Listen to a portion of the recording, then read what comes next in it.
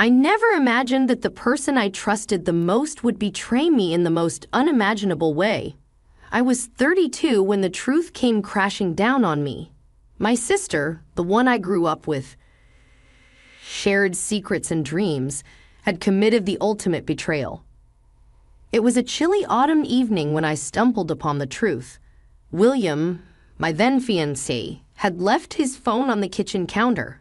A message popped up, glaring at me with its harsh reality. It was from my sister, a message that was clearly not meant for a brother-in-law. My heart sank as I read the words, "I miss you, can't wait for our little family to be complete." Confronting William was a blur of tears and disbelief. Why her? Why my sister? I remember asking, my voice trembling. William couldn't meet my eyes. "It just happened. I'm sorry. I never meant to hurt you," he muttered. The apology sounded hollow, a feeble attempt to mend a wound too deep. The pain was unbearable, but what came next was even worse. It was a confrontation I had dreaded but couldn't avoid. I went to my sister's house, my mind swirling with anger and hurt. The door opened, and there she stood, her eyes betraying a flicker of guilt. "Is it true?" I asked, my voice barely a whisper. She sighed, looking down at her swollen belly. "Yes, it's true. I'm so sorry," she said, her voice laced with remorse that did little to soothe my pain. "Sorry? You destroy my life and all you can say is sorry." I couldn't contain the bitterness in my voice. She reached out, but I recoiled. "Please understand, it wasn't planned. I never meant to fall for William," she pleaded. "But you did, and now you're carrying another one, his child," I said, the reality sinking in. The conversation that followed was a blur of tears, excuses, and apologies, none of which could undo the betrayal. I left her house with a heavy heart, knowing that our relationship could never be the same again. I had lost not just my fiancé, but my sister too. In that moment, I made a decision. I would cut her out of my life completely. She had broken the sacred bond of sisterhood, and there was no turning back. The weeks following the revelation were the hardest of my life. The betrayal left a gaping hole in my heart, one that seemed impossible to heal. I was engulfed by a mixture of anger, sadness, and an overwhelming sense of loss. It wasn't just about losing William, it was the profound betrayal by my sister that cut the deepest. I remember the day I decided to cut ties. It was a decision that felt both heartbreaking and necessary. My family had gathered at our parents' house, a place that once felt like a sanctuary of warmth and love, now tainted by the betrayal. My mother approached me cautiously, her eyes filled with worry. "Honey, I know you're hurt, but she's still your sister. Maybe with time." I cut her off, the bitterness evident in my voice. "No, Mom, there's no maybe here. She's not my sister anymore, not after what she's done." My father, usually a man of few words, placed a comforting hand on my shoulder. "We understand your pain, but she's family. Family sticks together." I shook my head, tears brimming in my eyes. Family doesn't do what she did. She made her choice, and now I'm making mine. I can't. I won't have her in my life anymore. My parents exchanged a sorrowful glance, the weight of my words hanging heavily in the air. I stood up, feeling the need to assert my decision further. "I expect everyone to respect my choice. I don't want to hear about her. I don't want to see her. And I certainly don't want her to be a part of my life in any way." My mother reached out, her voice trembling. "But she's your sister." I interrupted, a firm resolve in my tone. "She was my sister. She's nothing to me now." The room fell silent, the finality of my words settling like dust. I walked out of that room, knowing I had closed a significant chapter of my life. It was more painful for my family to witness this rift, but for me, it was a necessary step to move forward. As I drove away from the house that day, I felt a strange mix of relief and sorrow. I was leaving behind a part of my life, a part of who I was, but I knew deep down it was the only way to heal, to rebuild myself from the ashes of betrayal. 2 years had passed since the day I decided to sever ties with my sister. Life, as it tends to, moved on in its unpredictable rhythm, leading me to paths I never imagined I would tread. Among these was meeting James, the man who would eventually become my husband. James and I met at a mutual friend's party. I wasn't keen on attending, still nursing the wounds of my past, but something about that evening felt different. It was there, amidst laughter and casual chatter, that I saw James for the first time. He had a kind smile and eyes that seemed to understand the world in a way few did. We hit it off instantly, talking for hours. It was during one of our deep conversations that I decided to open up about my past. I had a pretty rough breakup, I started hesitatingly. My ex-fiancé and my sister, they betrayed me in the worst way possible. James listened intently, his expression one of understanding rather than pity. I know something about betrayal myself, he shared. My brother, believe it or not, had a way of getting involved with my exes. I guess some siblings just don't understand boundaries. There was comfort in finding someone who understood the pain and complexity of such betrayals. Our shared experiences drew us closer, and before we knew it, we were inseparable. Our relationship blossomed into something beautiful and solid when James proposed. Under a sky full of stars, at the very same spot where we had met, James said, "You've brought light into my life in ways you can't imagine. Will you marry me?" Tears of joy rolled down my cheeks as I nodded, whispering, "Yes, yes, 1,000 times yes." Our wedding was a small, intimate affair surrounded by those who truly mattered. As I walked down the aisle, my heart felt lighter than it had in years. The pain of the past was still there, but it was overshadowed by the hope of a new beginning. James and I soon started a family, welcoming 3 beautiful children into our lives. They were a constant source of joy and laughter, filling our home with love and warmth. In those moments, holding my children or looking into James' loving eyes, I realized how far I had come. The betrayal that had once seemed like the end of my world was now just a distant memory. It had led me to this new life, a life filled with love, trust, and the happiness I once thought I'd lost forever. Life with James and our children was blissful, a stark contrast to the turmoil of my past. However, the world outside our little haven continued to spin, and with it came news of my sister and William that I couldn't avoid. One evening, as James and I were putting the kids to bed, he mentioned, "I heard something about William today. He's had an accident at work, quite serious, I believe." I paused, a complex mix of emotions bubbling inside me. "Oh, and how did you hear about this?" "Mike from the office, you remember. He's William's colleague," James explained. "And my sister." The words left my lips before I could stop them. Part of me didn't want to know, but the other part, the part that still remembered her as my sister, cared. Despite everything, she's struggling to say the least. With William's disability and her own health issues, things aren't looking great for them, James said gently, understanding the weight of his words. I sighed deeply, conflicted. "Thank you for telling me, James." The news of their hardship stirred something in me. Despite the pain and betrayal, I couldn't completely erase the fact that she was once my sister, someone I loved and cared for. But the wound was still there, a reminder of the line she had crossed. A few days later, my mother called. I could sense the hesitancy in her voice.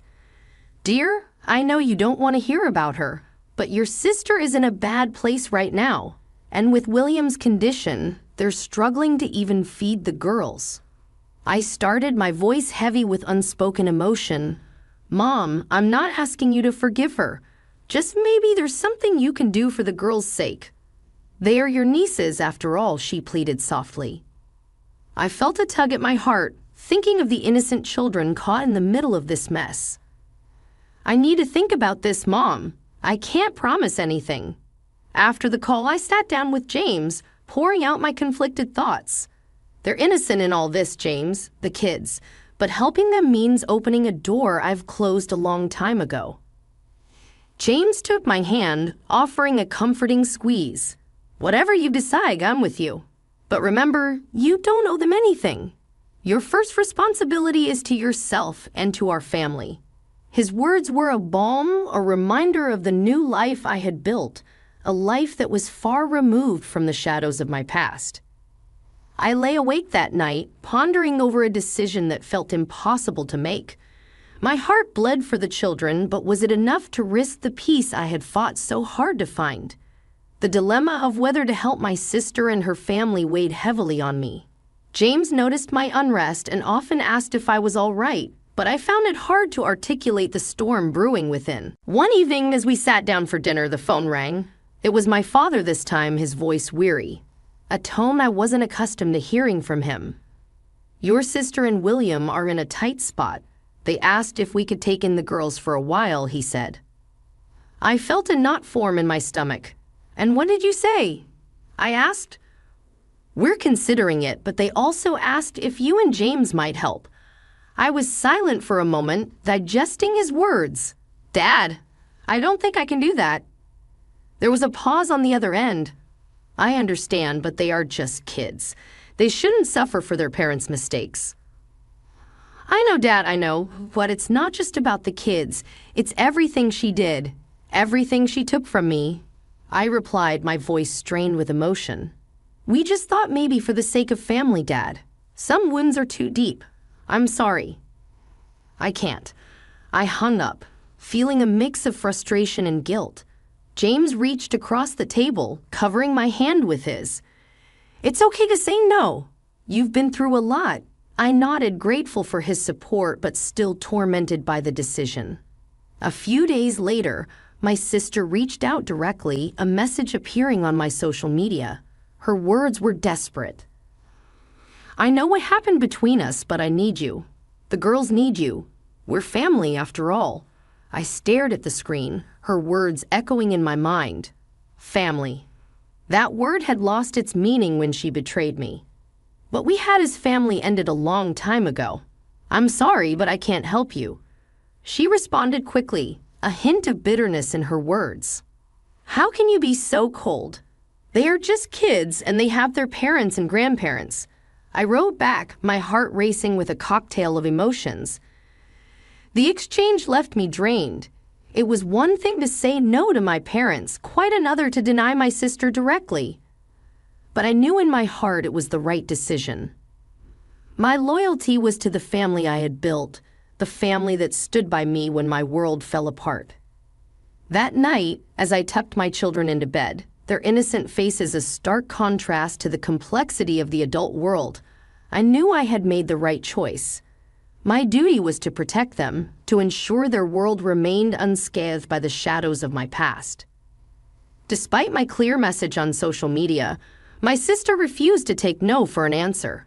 A few days later, she tried to contact me again, this time through a more direct approach.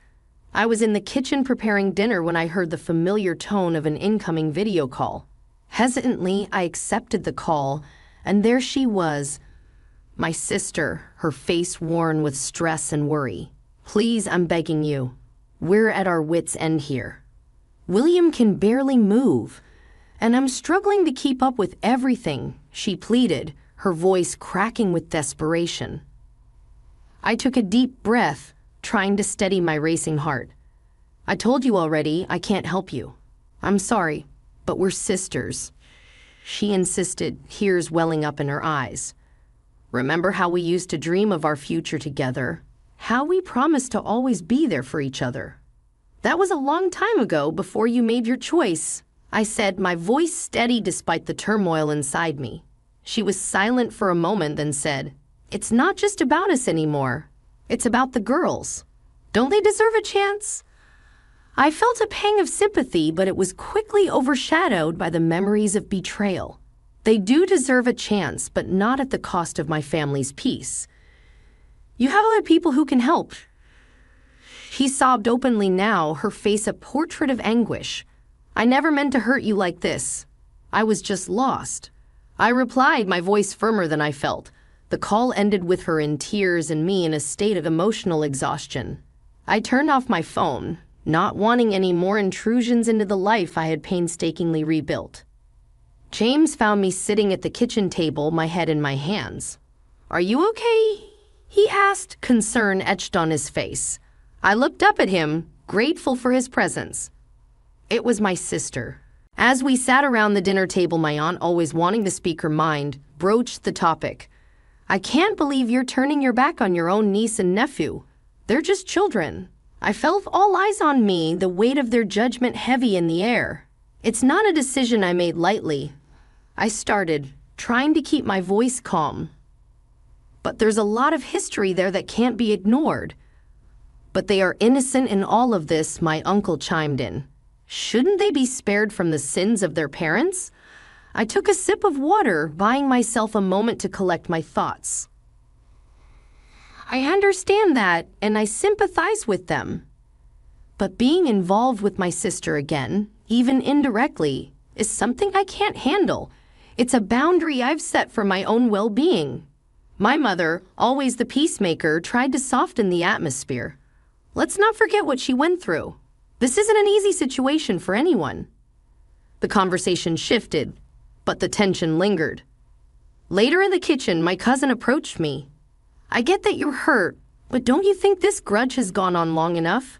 Your family, after all." I leaned against the counter, feeling a familiar frustration rise within me. It's not just a grudge. What she did changed everything. I've moved on, and I can't go back to that dark place again. My cousin shrugged A few days later, I found myself at my parents' house, helping my mom with some chores. She seized a quiet moment to speak her mind. "You know, your sister called me crying the other day," she said, her voice tinged with concern. I paused, the dishcloth in my hand momentarily still. "Mom, she's really struggling, and those kids..." My mom's voice trailed off, laden with unspoken pleas. I took a deep breath, steeling myself. "I know it's hard, Mom, but I have to think about my mental health too. Being around her, even indirectly, would bring back a lot of pain." My mom reached out, touching my hand gently. "I understand, dear. I just wish things were different." "So do I, Mom. So do I whispered, feeling a familiar ache in my heart. That conversation with my mom stayed with me for days. It wasn't just about making a choice. It was about standing by it, even when it was questioned by those closest to me. One evening, while putting the kids to bed, my eldest asked, "Mommy, why don't we ever see Auntie?" Her question caught me off guard. "Well, honey, sometimes people have disagreements, and it's better for them to stay apart, like when I don't want to play with Tommy because he took my toy. Something like that," I replied, tucking her in. Lying in bed later that night, I thought about my daughter's innocent question. My decision not only affected me, but also the perception of my children. It was a sobering thought, but I knew I had to stand my ground for the sake of my own well-being and for the healthy environment I wanted for my children. They deserved a mother who was whole, not fragmented by the ghosts of her past. As days turned into weeks, the initial storm of family opinions gradually settled into a quiet but persistent hum in the background of our lives. Despite the support from James and the joy our children brought, there were moments when doubt crept in, whispering what ifs and could have beens. One such evening, while the kids were at a sleepover, Jam and I were enjoying a quiet dinner. He broached the subject that had been lingering in the air. "You've been distant lately. Is it about your sister again?" he asked, his eyes reflecting a mix of concern and understanding. I put down my fork, the truth spilling out. Part of me wonders if I'm being too harsh, but then I remember the pain, the betrayal, and I just can't bring myself to face her, not even for the sake of her kids. James reached across the table, taking my hand. "It's okay to have these feelings. You're human. But don't forget, you made this decision for valid reasons. Your peace of mind is important, too." I nodded, grateful for his unwavering support. "I know. It's just hard when your own family questions your choices. We can't control what others think or feel, but we can control how we react and how we let it affect us in our family," he said gently. His words were a gentle reminder of the strength I have found in myself and in our life together. The path I had chosen was not an easy one, but it was one that prioritized my healing and the well-being of the family James and I had built. A few days later, during a phone call with my dad, he hesitantly mentioned my sister again. "I just thought you should know your sister's been asking about you. She's worried despite everything," he said softly. I felt a twinge in my heart, but the resolve was still strong. "Tell her I'm fine, Dad, but that's all, please. I don't want any more messages or updates." There was a brief silence before he replied, "Okay, I understand. I just hope one day things can be different." "Maybe, Dad, but not now, not yet," I replied, a sense of finality in my voice. Hanging up the phone, I realized that while the past would always be a part of me, it did not define me. My choices, difficult as they were, have led me to a place of growth and newfound strength. I had learned to prioritize my own well-being and that of my immediate family. Though the future was uncertain and the path to forgiveness unclear, I found comfort in the love and stability that surrounded me. Now, months had passed since I last heard from my sister. Life with James and our children continued to be a source of joy and stability. Yet, the echoes of the past still resonated, a reminder of the journey I had been on. One sunny afternoon, while watching the kids play in the backyard, James joined me with 2 cups of coffee. He handed me one and smiled.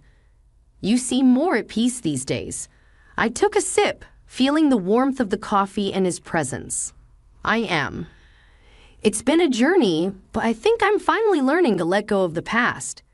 "That's good to hear. You know, no matter what, I'm proud of how you handled everything," he said, his eyes full of admiration. I leaned against him, grateful for his unwavering support. "Thanks, James. I couldn't have done it without you." As we sat in comfortable silence, I reflected on the changes within me. The bitterness and pain had faded, replaced by a sense of acceptance and inner peace. It wasn't about forgetting the past, but about choosing not to let it control my present and future. Later that week, while sorting through some old boxes, I came across a photo of my sister and me in our younger days. For the first time in a long while, I looked at it without the sting of betrayal. Instead, there was a recognition of the bond we once shared and an acknowledgement of the separate paths we had taken. That evening, as James and I put the kids to bed, our youngest asked, "Mommy, do you have a sister?" I paused, tucking her in. "Yes, honey, I do. But sometimes even with family, people grow apart." "Will you ever see her again?" she asked, her eyes wide with curiosity. I kissed her forehead, a bittersweet smile on my lips. "Maybe one day, sweetie, but for now, we have our own happy little family, and that's what matters." As I turned off the lights, I realized how far I had come. The journey through pain and betrayal had led me to a place of strength and resilience. My family, James, and our children were my anchor, my source of unconditional love and support. Lying in bed that night, I felt a sense of closure. The chapter of my life involving my sister would always be a part of my story, but it no longer defined me. I had moved forward, not just moved on, and in doing so, I had found a deeper understanding of myself and what truly mattered in life. My heart was at peace, knowing that the future held promise and hope, and I was ready to embrace whatever came next with my loving family by my side.